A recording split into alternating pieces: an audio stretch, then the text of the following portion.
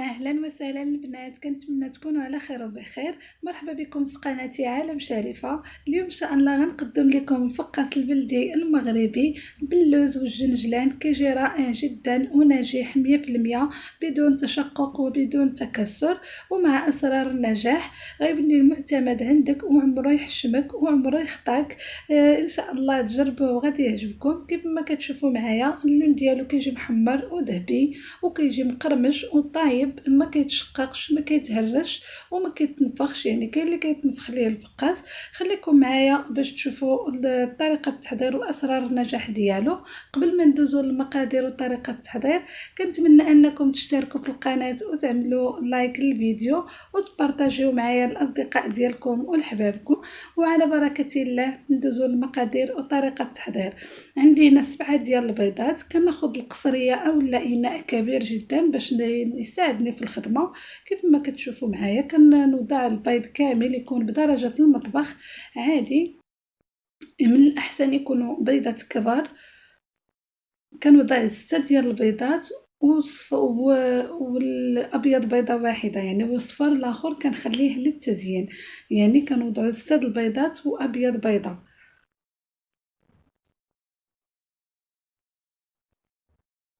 صدقوني البنات، يعني ان شاء الله تبقاو تتبعوا هذه الطريقه وغادي يصدق معكم الفقاس وما غاديش يبقى تلقاو معاه مشكل او لا يعني تشقق لكم ويتهرس. يعني بزاف ديال الناس كيلقاو معاه مشاكل بحال هكا. يعني توليو تتبعوا هذه الطريقه وغتبقى المعتمده عندكم. كيف ما كتشوفوا وضعت 6 ديال البيضات والسابعه كنحيد ليها الاصفر، كنحتفظ به عفوا جانبا في الإناء. وصافي كنوضع قبصة ديال الملح وكنوضع فاني وحده، يعني تقدروا تعوضوها عفوا بالحامض يعني اولا الزهر اللي كيعجبو المذاق ديال الزهر يدير الزهر. انا كيعجبني الفاني كنوضع الفاني. وكنوضع زلافه ديال السكر سنيده ما يعادل 2 كيسان ديال العنبه وقبصة الملح ذكرتها سابقا. كنخلط هاد المكونات مزيان بيديا كيف ما كتشوفوا معايا حتى كينسجموا ليا مزيان وكيذوب السكر.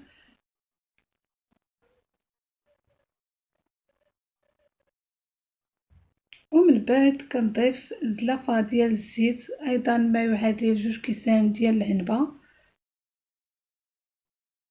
الزيت النباتيه، وكنخلط مزيان كيف ما كتشوفوا معايا.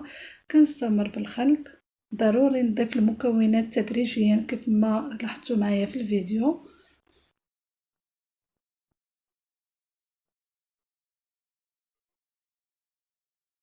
كيف ما كتشوفوا معايا صافي. وكنوضع كأس ديال اللوز مرطب اولا كنغسلو يعني ربع ساعه تقريبا، كنغسلو في الماء باش كيتحيدوا ليا هذوك الكحوليه ديالو داكشي. وعندي كاس ديال الزنجلان حتى هو منقي ما محمرش. وعندي معلقه كبيره ديال التنافع اولا حبه اليانسون كيجي رائع حتى هو، تقدروا تستغناو عليه الا ما كيعجبكمش. وعندي نصف كأس من الحليب. كنخلط هاد المكونات كيف ما كتشوفوا معايا. وعندي 2 خمارات.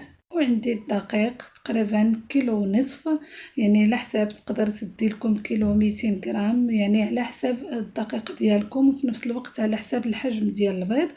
كنبقى نضيف انا فقط يعني حطوا حداكم كيلو ونص. وكتبقاو تضيفوا تدريجيا مع الخمارات وكتخلطوا حتى كتجمع لكم العجين. خاص تكون رطبه ماشي قاصحه، هذا من السر من اسرار الفقاس. ما خاصهاش تكون العجينه قاصحه بزاف، حيت الا كانت قاصحه راه كتشقق لينا. يعني خاصها تكون رطبه ماشي قاصحه. كيف ما غتشوفوا معايا العجين ملي غادي نجمعها غتشوفوا القوام ديالها كيف غادي يجي. صافي كنستمر بالجمع العجين كيف ما كتشوفوا معايا حتى كنجمعها. كنزيد الدقيق عيني ميزاني، يعني ما نخليهاش قاصحه كيف ما قلت لكم. يعني ما كيحتاجش معايا شي مجهود. صافي هنا عاوتاني كنزيد الدقيق الكميه اللي بقات انا هز ليا كيلو ونصف كيف ما قلت لكم على حساب الحجم ديال البيض وفي نفس الوقت على حساب الدقيق. صافي هنا جمعت الفقاس ديالي كنجمعو، المكونات ديالو سهله ودغيا كيوجد. صافي هنا منين جمعت العجين كيف ما كتشوفوا معايا القوام ديالها كتكون رطبه ماشي قاصحه بزاف. صافي وكنقسمها على 8 ديال الكرات متوسطين، يكونوا متساويين الحجم يعني يكونوا متقادين كيف ما كتشوفوا معايا. كنقادهم وكنحطهم جانبا، ضروري يكونوا متساويين.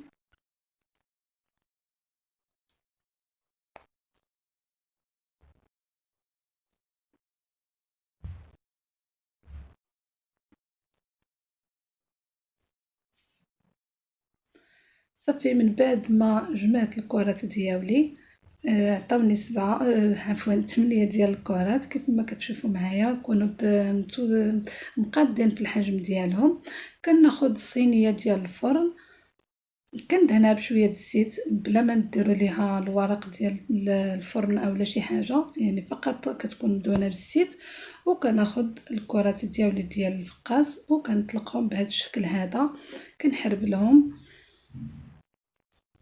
يعني ما كنرققهمش وكنبقى نحربل وانا كنقاد باش يكونوا نفس الحجم ويجوني مستويين، باش ملي نبغي نقطع الفقاس يكونوا متقادين كيف ما كتشوفوا معايا. كنقادها وكنوضعها في اللاطه اولا في صينيه الفرن كيف ما كتشوفوا معايا. صافي وكندخلهم للفران عاد كنشعل عليه. هذا السر الثاني من الاسرار ديال الفقاس، يعني حتى كندخل الفقاس ديالي للفرن عاد كنشعل عليه على عافيه مهيله ماشي مجهد، وكنديرو من الفوق وكنخليه يطيب على خاطرو. ما كنغلقش عليه الفران بزاف، يعني كنخليه شويه منفس حيت ملي كنغلقوا عليه كيتشقق لينا اولا يعني ما يطيبش دغيا. ولا جهدنا عليه الفران في نفس الوقت كيخطفو يعني كيتخطف ما كيجيش طايب من الداخل وكيتنفخ لينا، يعني ملي كنقطعو كيتنفخ. من الافضل تستعملوا الطريقه اللي قلت لكم، هذا سر مهم يعني من اسرار الفقاس باش ينجح لكم. كتدخلوه كيف ما قلت لكم الفران وكندهن انا هني كندوي معكم على السر ديال الطياب وفي نفس الوقت كندهن البيض. صافي كندهن كيف ما قلت لكم باصفر بيض كنزيد ليها شويه د الخل. صافي وكندخلو للفران. انا وريتكم النار كيف دايره في الفران. من بعد ما خرجته طاب على عافيه مهيله كيجي طايب، كنجيب منديل اولا كنغطيه كيف ما شفتوا معايا، كنبللو مزيان بالماء وكنعصرو ونغطيه ونخليه يرتاح. يعني الوقت اللي عندكم، بغيتو تخليوه حتى للصباح، بغيتو تقطعوه من بعد ساعه يعني ما كيتكسرش ما حتى شي حاجه. هانتوما كيف ما كتشوفوا معايا هنا بديت نقطعو. والسكين ضروري عاوتاني من اسرار النجاح انه السكين يكون حاده، يعني ما تكونش حافيه ولا شي حاجه باش كتساعدكم في التقطاع ويجي التقطاع ديالو مقاد وما كيتهرش لكم. وخا كيجي اللوز في الطرف اولا في الوسط اولا في الجنب، يعني فين ما جات اللوز كتقطع كيف ما كتشوفوا معايا، يعني ما كيضيعش ليا بتاتا، يعني ما كيتهرس ما حتى شي حاجه. الحمد لله دائما هذا هو الفقاس ديالي كينجح معايا ودائما كنديرو ما عمرو يعني ضاع ليا الحمد لله. وان شاء الله حتى نتوما غتجربوه وغادي يعجبكم. صافي كنستمر بالتقطيع كامل الكميه اللي درت وكندخلهم للفران يتحمروا.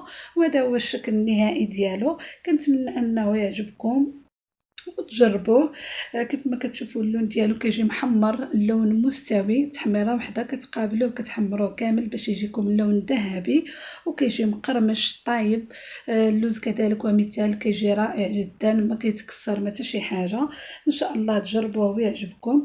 الا تبعتوا الاسرار ديالو اللي قلت لكم في الفيديو اكيد راه غادي ينجح معكم الفقاس وغادي يجيكم ناجح 100% وبدون ضياع.